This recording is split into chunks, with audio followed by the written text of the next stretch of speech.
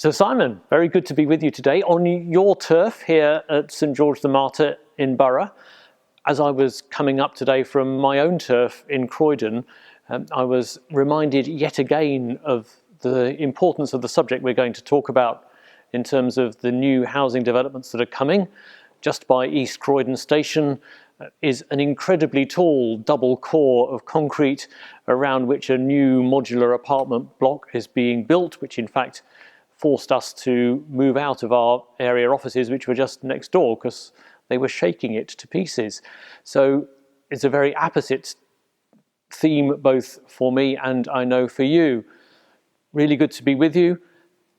Maybe you'd like to tell us a little bit about why you'd like to have this conversation about housing and its new developments in London.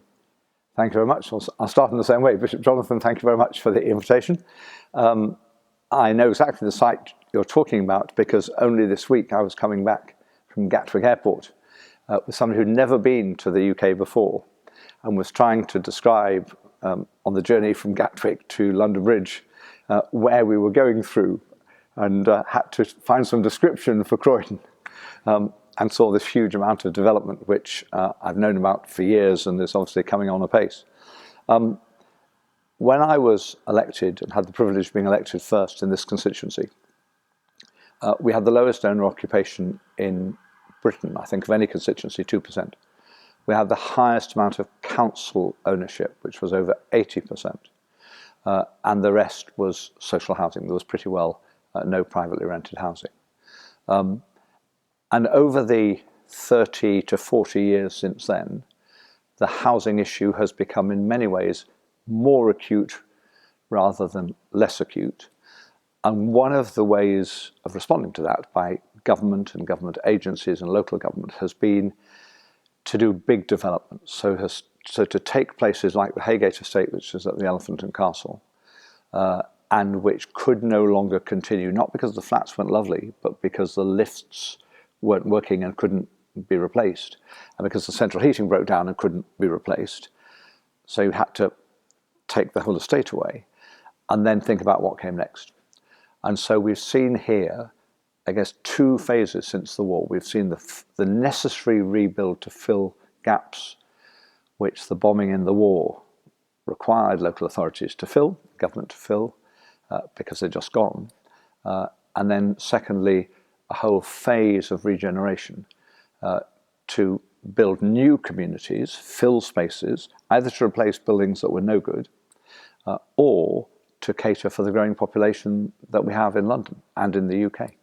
And so there are real challenges for all of us, in that case me as a politician, me as a member of parliament, me as a local representative, but also for the church, and I know it from my own parish up the road here, as to how we reach and engage with and influence those communities so they don't just become rather isolated new developments which are soulless and artificial and never really integrate in the community in which they find themselves part.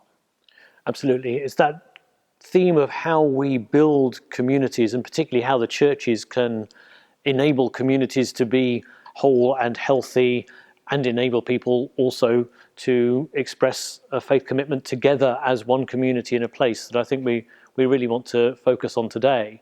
It would be really interesting to hear how you worked with developers in your political role to try to encourage them to make provision for communities to happen rather than just buildings to be put up which could then be sold off, because obviously their natural impulse is to bank the profit and walk away, but we want to try and encourage them into a little bit more than that. I mean, the key lesson is start early. I mean, the very simple encouragement to anybody who has an interest and sees us and hears us is to start early. So the process normally begins with a consultation. There's a site which is going to be developed, normally by the private sector, sometimes by a social housing provider, sometimes by the local authority. And there will normally be a consultation. There will normally be a little event held in a hall, held in a community building with a couple of people there with the plans. And it's important to get in at the beginning and start talking to the people who are doing the planning and thinking about what they're going to do. And that's before any of the formal processes begin. They will have started talking to the local authority, because they have to. They will have worked out what they think they could get through the system. But they are open to engagement, and the more engagement there is, to be honest, the more they have to respond to that. And that doesn't matter who the provider would be. And then, just to complete that cycle, the sequence of events is then that eventually a planning application will be submitted. They're always advertised. They're always advertised online. People can sign up to have notice of all planning applications. And communities which really want to be involved, as it were, monitor those, then engage again once they are formally in the system. And the best and logical thing to do is to engage with your local councillors, who have a right to speak at the planning application when it comes, the developers, again, local authority officers, and the members of the planning committee, who will decide whether this particular plan can go ahead. Now, that may sound terribly dry and terribly formal, but I absolutely know from experience that there can be huge influence and successful influence occasioned by people who get stuck in and follow that process through. And developers know that they can't ignore the voices of the people, including the church, and activists in the community, because there's a risk that their planning application will be turned down. And they are determined by rules set by government, nationally, regionally, locally, but they're also determined by real people who vote on every single planning application, and it will only go through if there's a majority of people on the committee who vote for it to go through. And so it is capable of much more influence than people think. Now, you mentioned the second point, which is how much does that change the attitude of the developer who says, yes, we're house builders, but our bottom line is that we have to make a margin of this, into doing something better. And there's a real battle there. And you probably need some people to be quite skilled to take on that engagement, because the great, rather obscure word that's always used is viability.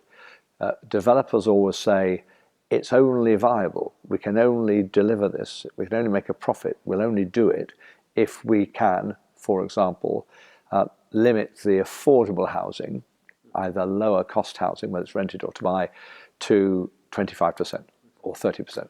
And the great battle normally nowadays in Croydon and in Southwark and in every other London borough and outside is, what is the mix of the housing? Is it for owner occupation? Do you buy on a mortgage? Is it shared ownership?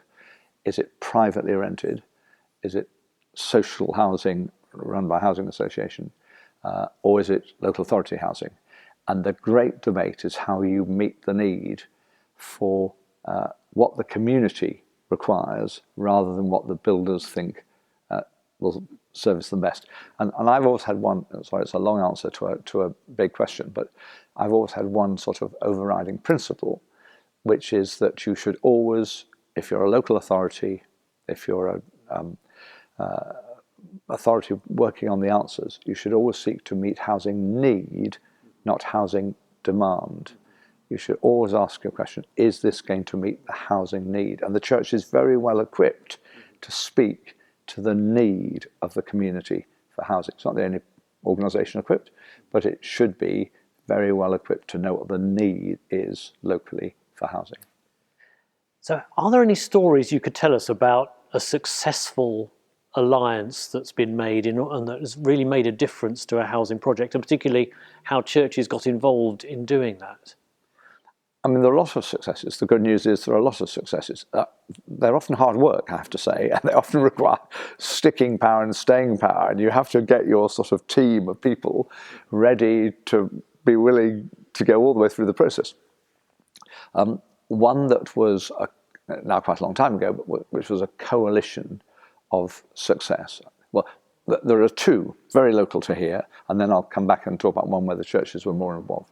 The first real success, very famous success, was the success which has delivered the housing right by Blackfriars Bridge on the river, by the Oxo Tower. Yeah. The Coin Street development, it's called. And in the late 70s, that was privately owned, and it was going to be developed for offices and very expensive housing. And there was a great community battle. And the then Greater London Council was very helpful. And the community won the battle to make sure that on those prime riverside sites, the housing was social housing. And it's all rented social housing or shared ownership in what clearly would have been hugely profitable place. And that was community effort. I mean, very big political coalitions, small p, across the board with local people. Slightly less dramatic, but nonetheless really important locally, was when the London Docklands Development Corporation was set up by the government of Mr. Thatcher with Michael Heseltine in charge. And all along the river, both sides, our side and the other side, the idea was to build quickly and fill all the gaps left by the docks. And there was a plan all along the river to have quite significant private owner-occupation development from roughly the end of Tooley Street, which is at the beginning of Bermondsey proper, at the beginning of Jamaica Road, somewhere not far from where Bermondsey tube station now is, along the river. Great community coalition, very good effective pressure working across parties, with actually an undemocratic planning committee because it wasn't an elected committee because it was an appointed body. But we won the argument that Cherry Garden, which is the bit by the river near the Cherry Garden pier where the boats go from, the city cruises boats, would be kept for social housing. And again, it wasn't what the developers wanted because they could see a prime site overlooking the river. But we won the battle. So you can do it. So the answer to your question is it can be done. And the fact those were two arguments quite a long time ago doesn't militate against it being something that can be done today. The answer to where churches have been involved and even more where they have been successfully involved, there are lots of examples where the churches have been involved. Again, I know this perhaps better. There was a development on the Southwark-Lewisham boundary on what's called the Silwood estate, and there's a little church there called St Catherine's in SE16. And there was a whole debate about how that should be developed, and the parish was very engaged in the process of making sure that we got housing that met people's needs principally, and it's good quality housing, and it stood the test of time. And it's worked well. And that was difficult because it was straddling a borough boundary, and those are difficult to deal with. The other example where the churches were very active, but I have to say probably would say they were less successful because everybody was less successful, was just down the road here at the Elephant. St Matthew's at the Elephant and the other surrounding parishes were very engaged with all the community and the community groups with trying to have a plan for the Elephant that regenerated the Elephant to meet local needs of the Latin American community, who are quite big here, the Bangladeshi community, the other communities locally. To be honest, I think people would say we didn't win that battle successfully enough. In the end, the amount of council housing, low-cost social housing in the whole development is far less than it should have been. And there have been continuing battles and court cases and so on about that. But the church was absolutely central to being a partner and a leader and a host, and the church buildings were used, and was very gratefully and well respected and fully engaged. And that was a model that clearly worked well as a community model. In the end, the council made a decision that I think all of those groups would say was the wrong decision and didn't adequately meet need, but that then has to be dealt with politically by the ballot box at the next election. So it is possible to be involved creatively and to get results. There's always a risk and you're never going to succeed all the time, but that doesn't mean you shouldn't go for it. Thinking then about developments when they have begun to come to fruition, as we know, there's virtually never a development now that doesn't include a mix of housing, some purely private, some affordable by government standards, which of course in most of London means it's still pretty much unaffordable. Occasionally something that is genuinely affordable by people on actual ordinary everyday incomes. One of the concerns that's been very much around recently is about how you enable some sense of community interaction there. And we've had all these stories coming up about, social environments where, the social that people can't so, and doors for the social tenants and doors for the private people and concierges for the private, et cetera, et cetera. What do you think is the role for the community more widely and churches in particular in trying to enable a better interaction and integration? It's a really important set of issues, and it's come to the fore, and I'm glad it has, and it's reminded people of what can happen if you're not very attentive. The first answer is that, again, you have to go back to the beginning of the debate and dialogue, because these things are determined from the beginning. And developers have a fairly simple view. I can think of the developments on the river, now at, again, not very far from Cherry Garden. And the developers very simply had the view that the properties that look over the river would clearly be the private properties, and the properties that looked nowhere near the river would clearly be the social and low rented properties, because that's the way they make their money. That of itself may be understandable. And I think people have never been unrealistic about the fact that if you have a block of flats, say if you have a block like the Shard, then clearly the higher up you're going to go, probably the higher price you're going to expect in the market. That's understandable. But where the entrance is, whether it's the same entrance, whether it's a separate entrance, where the garden is, and so on, they can be influenced from the beginning of the debate. They don't have to have separate entrances. They don't have to have separate gardens. They don't have to have separate concierge or non-concierge arrangements so that the private payers get the concierge. Now, if you're really trying to say we are one community, then firstly you need to win those arguments. But then you also need to make sure that there is an arrangement that gives the security, the protection, the cleaning of the bins and so on, in a way that everybody can feel confident that it's working for them. So management is the key. And often one of the problems is you can get some of the best flats built in Britain, but then the management is rubbish because there isn't really an ongoing commitment. And one of the things that, again, the church can do well, because the church will have been there, the parish will have been there before the buildings were there, is offer to be part of the ongoing community process that holds the developers to account. So even if you get the best solution in terms of the entrances and the gardens, there are so many cases where people don't continue to pay attention to what then happens. And you can see declining standards. People complain that the people who paid a lot of money and their owner occupiers say that it's all being spoilt because the people with the social tenants make too much noise or whatever. So there is absolutely necessary from the beginning to be very strong management. And the people who've moved in are not always on their own able to do that. I mean, they have the biggest vested interest, but it's much more helpful that there's external support. One last thing, one of the features obviously of London life in particular, other big cities around the world have the same.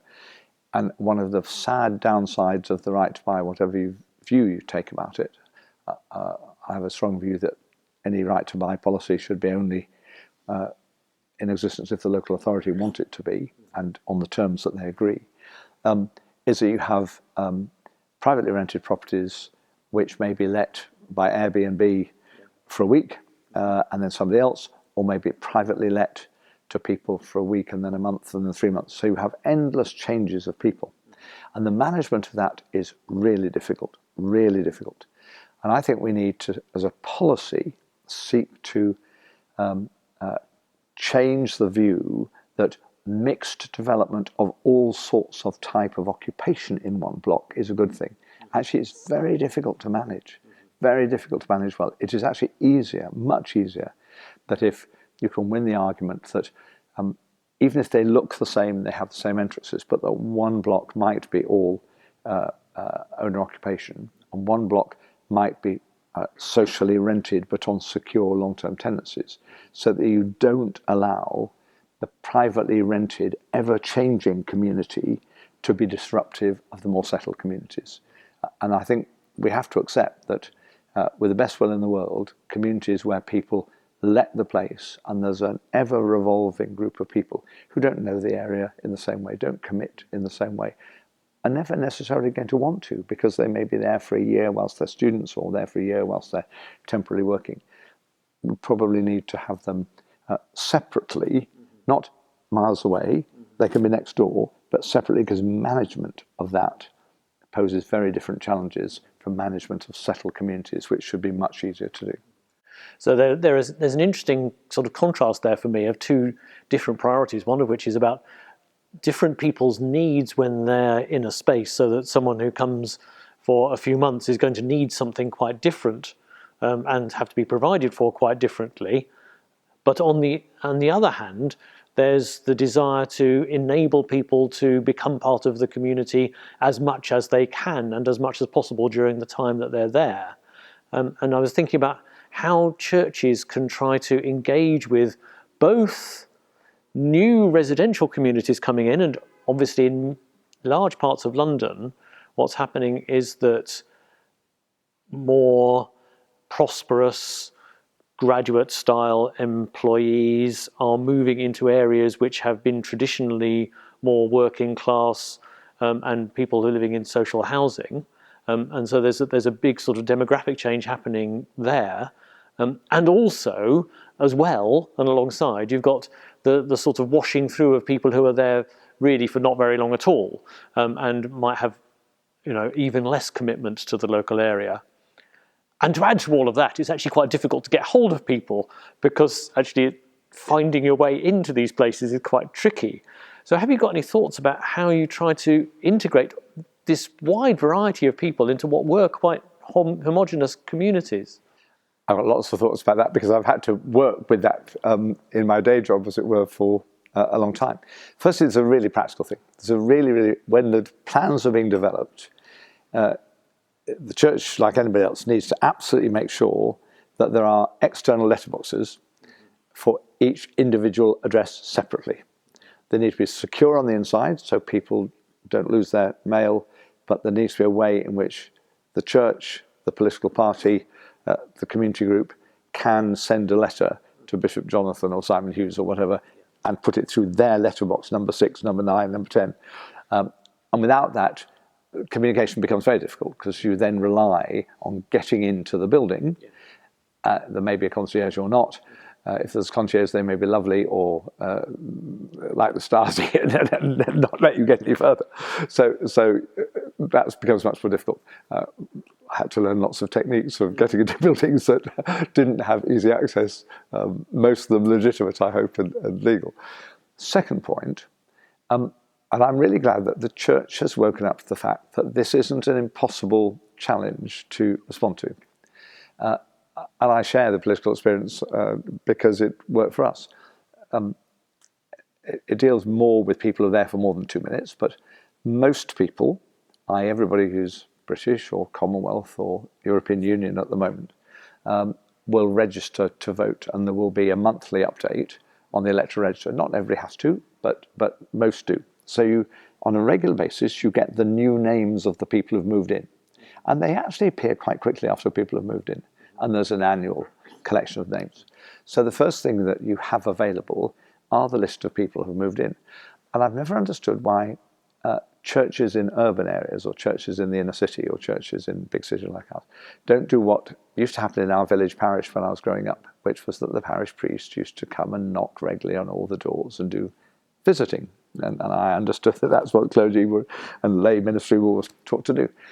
And we should do absolutely the same in Croydon and Waltham Forest and Kingston and Richmond and Woolwich and everything. Absolutely the same, which is that on a regular basis, and I mean a regular basis, it should be absolutely part of the work of the church to be going and putting things through the letterbox, saying, here we are, we're your local church, this is when we're open, this is what we do, but not just putting church things through the letterbox, if you know what I mean, because just like political parties, I mean, people may or may not be inclined to support a particular party, but actually if you give them information about where the nearest chemist is and where the nearest post box is and where the nearest, what time the last tube goes or the last bus goes, that's really useful. And so if the church can see its job as being a support to everybody, when can you come to talk to us? If you have any questions about the community, we have an open door every Saturday morning for 2 hours. You come and have a cup of tea, ask any questions. We have an advice session on a Thursday night. We have facilities for young people or for older people. So literally, whoever you are, messages that say, we're here for you. Obviously, we have a church and we would love you to come. not just on high days and holidays, but we also care for you as an individual, whatever your needs are, and we can help. And that often has surprisingly good responses. But it with the rapid turnover, the blocks in Croydon and the blocks everywhere else in Tooting and Wandsworth and Merton and so, it has to be done all the time. Well, if you're going to be successful, it has to be done all the time, so that people don't think, oh well, they only come once a year where they want us to come to Christmas services or whatever. But it can be done, and it's, I mean, okay, you don't get 100% response, you probably don't get 10% response, but if you get 1% response of all the community, and if people know, I mean, my sort of very easy vignette story to remind, we used to produce always a calendar, which we put through every letterbox at the end of every year, beginning of every year, and on the other side of the calendar were all the local useful phone numbers. There was our contact number for the MP, but there was all the other, everything from the Samaritans to Network Rail and so on. And many people would keep that by their door, or by, in those days when they had static phones, by their phone, but somewhere absolutely where they knew where it was, and would use it all the time. And in a default position, they would come to us to say, can you help us? What's the answer to this question? And the engagement is there. So it really can be done. The church must be much more willing to do that. And I suppose there's a slight sort of PR point that goes with it. Some people are not good at doing that and don't like doing it. And the church needs to think, who are the good people in our community? Who are the people in our community who are naturally gregarious and good communicators, and won't bore the pants off the person on the other side of the door, and won't frighten them off? I mean, we have to be realistic about what skill mixes people have, and get the right people who are saying, yeah, I'm up for doing that, and are not going to be put off by the first door being slammed in their face.